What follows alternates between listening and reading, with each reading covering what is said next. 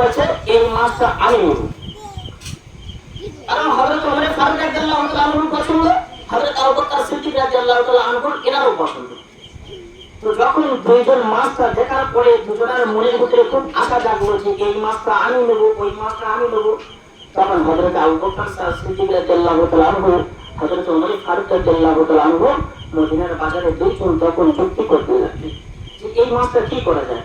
তখন উভয় পক্ষে দুজন মিলিত হয়ে বললেন যে যাই হোক এই মাছটা দুই ভাইয়ের যখন নজরে লেগেছে এই মাছটা দুজন মিলে নিয়ে দুজন মিলে ভাগ করে নিই। যখন আমরা বাজারে যাই কোনো জিনিস যদি পছন্দ হয়ে থাকে, আমার সঙ্গে কোনো একটা ভাই যদি বা শরীক হয় যে এটাই আমি নেবো, আমার খুব আশা হয়েছে, তো এখন আমরা করণীয় কাজ কি যে যাই হোক অন্তত দুই ভাই মিলে ভাগ করে নিই, তুই খা আর আমিও খাই। তো এইভাবে দুজনে মিলে মাছটা তখন বাজার থেকে কিনে নিয়ে আসলে, নিয়ে আসার পরে দুজন দুজনের বাড়ি থেকে চলে গেল। হযরত আবু বকর সিদ্দিক রাদিয়াল্লাহু তাআলা আনহু উনি ওনার বিবির কাছে গিয়ে বলেছিল যে এই মাছটা দিয়ে তুমি ভালো করে কেটে রান্না করো, আমি জোহরের নামাজ পড়ে এসে মাছটা দিয়ে ভাত খাবো। ঠিক ততটুকু পরিমাণে ওই রকম হযরত ওমর ফারুক রাদিয়াল্লাহু তাআলা আনহু তিনিও তার বিবিকে একই আদেশ করলেন যে মাছটা কাটো, কাটার পরে একটু সুন্দর করে রান্না করবে, আমরা এসে জোহরের নামাজ পড়ে খাবো। দুইজনের বাড়ি দুই দিকে দুইজন দুইটি মাছ কিনে রেখে দিলেন। তো হযরতে আবু বকর রাদিয়াল্লাহু তাআলা আনহু যখন ওই মাছটা নিয়ে আসলেন বাজার থেকে, হযরতে ওমর ফারুক রাদিয়াল্লাহু তাআলা আনহু যখন মাছটা নিয়ে আসলেন, আনার পরে দুইজন যখন সাহাবী মিলে দুইজনের বিবিকে আদেশ করে দিলেন, ও আমার বিবি, এই মাছটা আমি মদিনার বাজার থেকে কিনে নিয়ে এসেছি।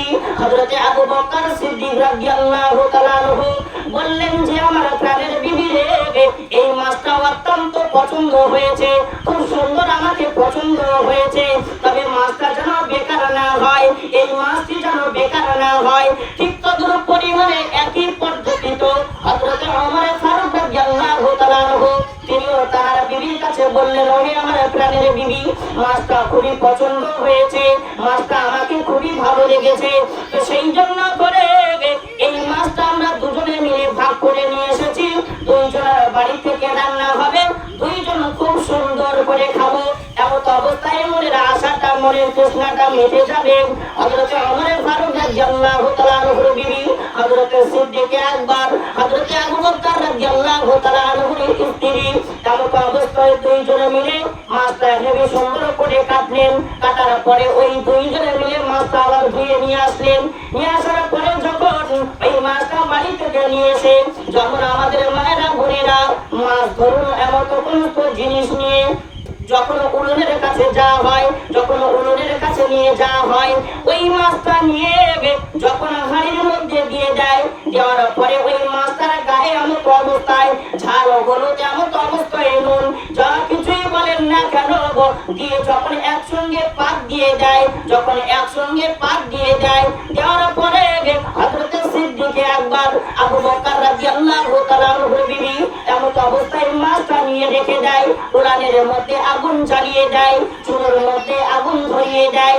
যখন আগুনটা দাও দাও দাও দাও করে জ্বলে, আবু বকর সিদ্দিক রাদিয়াল্লাহু তাআলা আনহুর বিবি তখন ভাবলেন, না চুলোটা উলনটা তো ধরে উঠেছে, হাঁড়িটা এবারে চাপিয়ে দেই।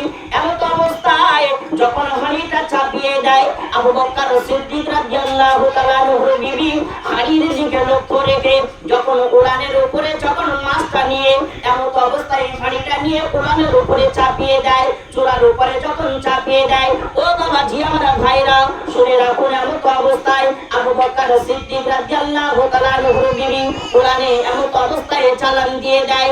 যখন আগুন দাও দাও দাও দাও করে জ্বলে, আবু বকর সিদ্দিক রাদিয়াল্লাহু তাআলা আনহুর বিবি এমন অবস্থায় হাঁড়িটা নিয়ে যখন উলানের উপরে চাপিয়ে দিল, দেওয়ার সাথে সাথে এমন অবস্থায় আগুনটা আল্লাহর রহমতে দপ করে নেমে যায়। চলে বলুন না সুবহানাল্লাহ।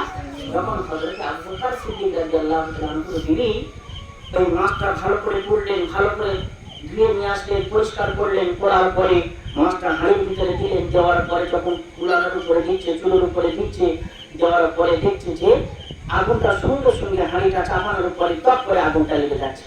কারণটা কি কিছুই বুঝতে